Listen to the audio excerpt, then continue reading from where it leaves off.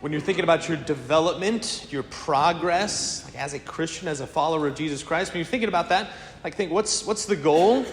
But then what are the benchmarks? How do you know you're getting there?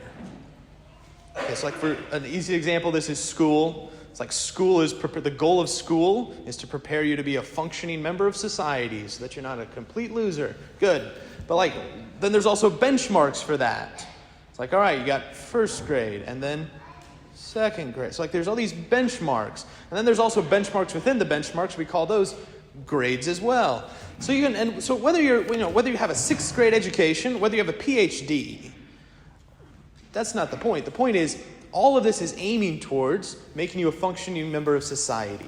Great, beautiful. The military is another example of this. When you enter the military, there's a physical test you have to pass, but then there's more physical tests along the way. There's intellectual tasks, more intellectual tasks along the way. Technical stuff, more technical stuff along the way. So whether, you're brand new, private, infantry, whatever, first class, I don't know what I'm talking about, the brand newest of the new, or whether you are Navy SEAL, what you're aiming towards, the goal is to prepare you to serve your country and even to lay down your life for your country.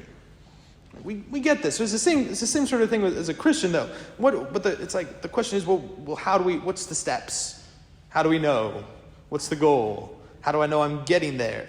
It's easy to tell in school. I graduated this year from second grade to third grade. Yes. It's easy in the military. You get a higher rank. You get different jobs. But as a Catholic, as a Christian, how do we know?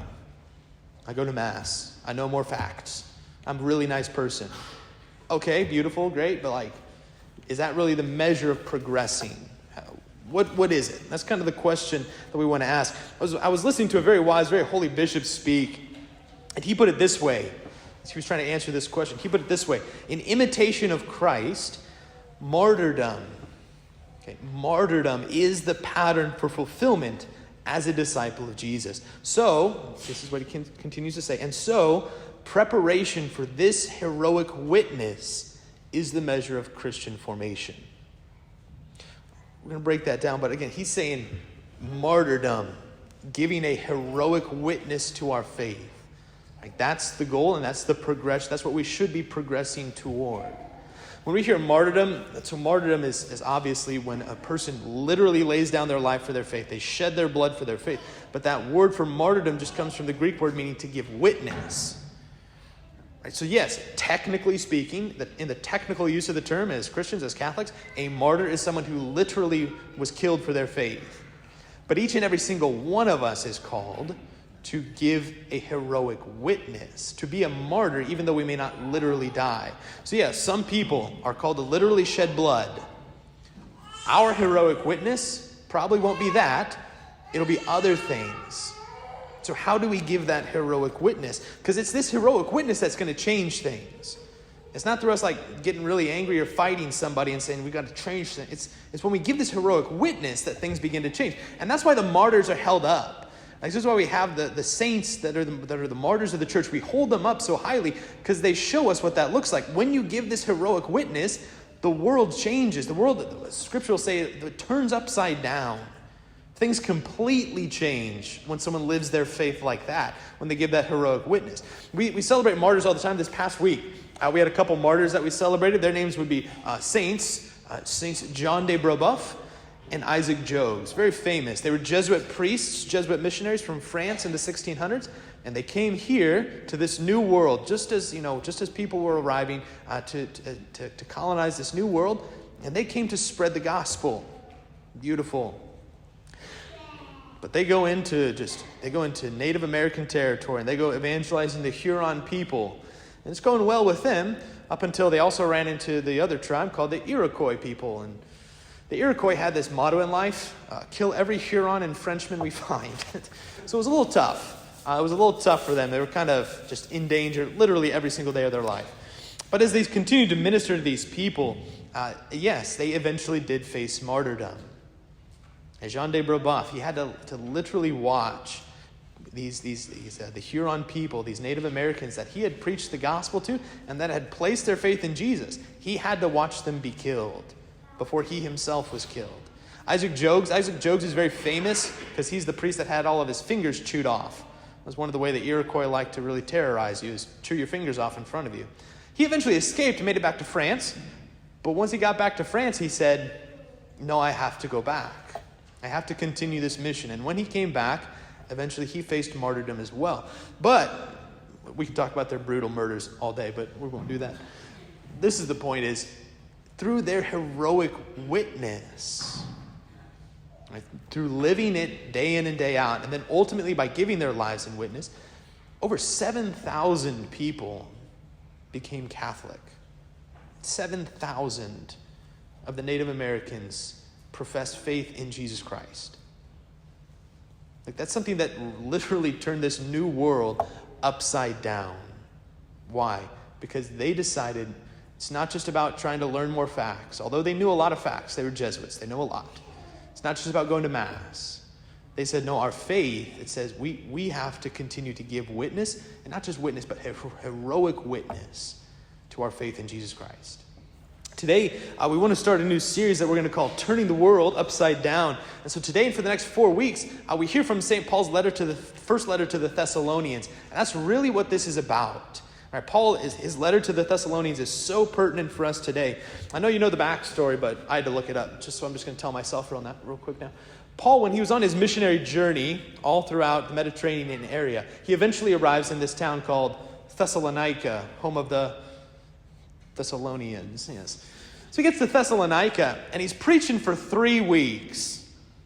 And after 3 weeks, just a huge number of people say, we're on board. And they profess faith in Jesus Christ. I need to take preaching lessons from that guy. Like, I've been here for a couple years, and I got nothing like that to show. Like, no, Paul's like, couple weeks, boom.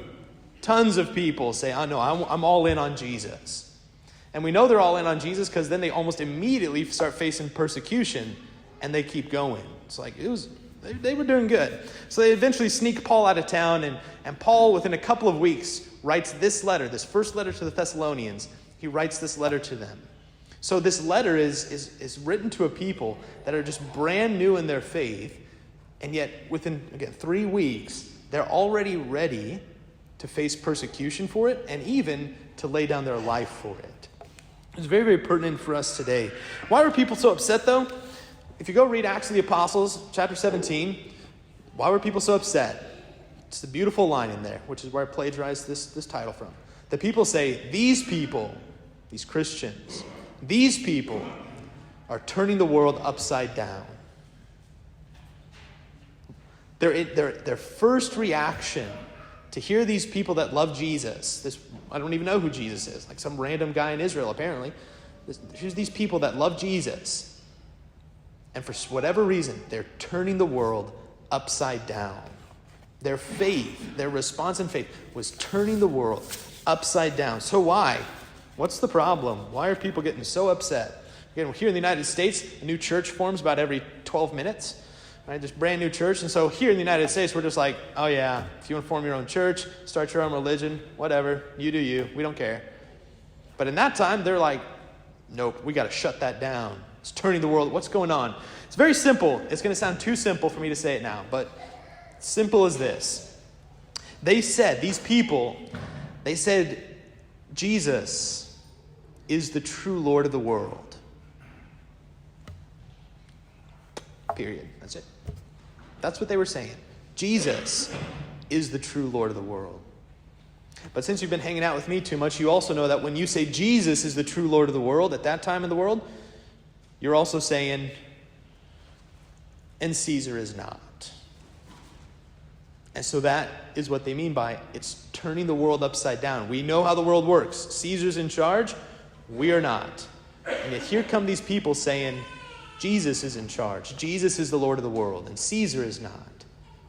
It's just turning the world completely upside down. It's really throwing things off. A couple of weeks ago, we read that account from Jesus. He took the boys up to Caesarea Philippi, and he asks them, who do people say that I am?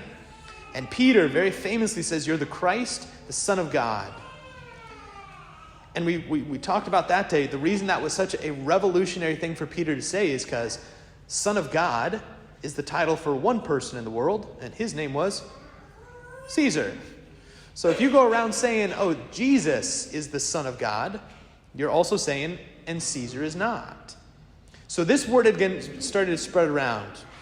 This word started to spread around the town, started to spread around the country, and the Pharisees are getting really upset, so they decide to trap Jesus. They're like, does this guy really think he's the Son of God? Like, what is he thinking? So they decide to trap him, and that's what's going on in our gospel today. Right, they set up this situation, and they start talking about taxes. They start talking about Caesar, but it has nothing to do with taxes.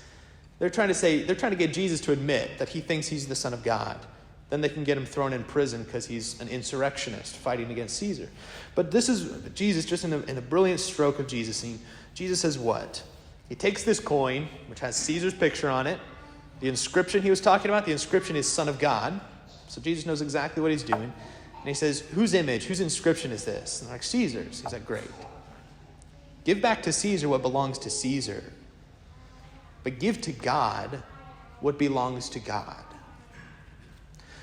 In our day and age, we typically hear this and we start thinking about the separation of church and state. That's what people usually use this passage for, is to say, church, state, separate. That's not what Jesus was talking about. Jesus, what he's getting at is that's what he says. He's convicting these people for selling out to the wrong king. They've been giving their lives. They've been setting up their world and the way they look at life by saying, yeah, Caesar is in charge. And Jesus says, no, he is not. You've been giving your life to Caesar. Stop giving your life to pay him his taxes. Move on with your life. Give to God what belongs to God, which is you, your life. Give back to God what belongs to him, which is yourself. This is, if you go read the Gospels, this is what Jesus is always inviting people to do. To have that change of mind, to stop seeing things like everybody else sees it, but then in faith, to hand our life over to him. Jesus never says, hey, please do these 10 things. He says, follow me. Give me your life. Hand your life over to me.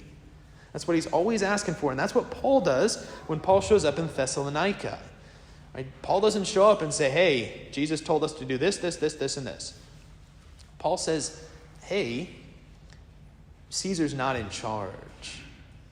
Caesar's telling this gospel out there that he can fix everything in life. It's not true. We must place our faith in Jesus. And that's what people did. And within a few weeks, they're ready to even bear heroic witness to this, to even lay down their life for this. Again, I need his preaching notes. He's so good at it. But again, but this faith is what was turning the world upside down. Their witness to say, I will profess my faith in Jesus, not Caesar, and I'm willing to lay down my life for that. That was turning the world upside down. Like I've been harping the past couple of weeks. Does anybody here give their allegiance to Caesar? Is that a problem in Lions? I profess faith in Caesar. Anyone doing that? Okay, I doubt it. Highly doubt it. But what do we profess our faith in? Oftentimes without noticing it. That we've been talking about for 4 weeks. Oftentimes we profess our faith, even without knowing it, in that modern progressive vision of the world. There's that gospel, so to speak, the gospel of modern progressivism. The gospel of, if I just work really hard, and if I'm just really good, and if I just keep trying, I'm going to be happy. Everything's going to go well. I'll be fulfilled. It's going to be great. That's the promise. That's the way so many people look at the world.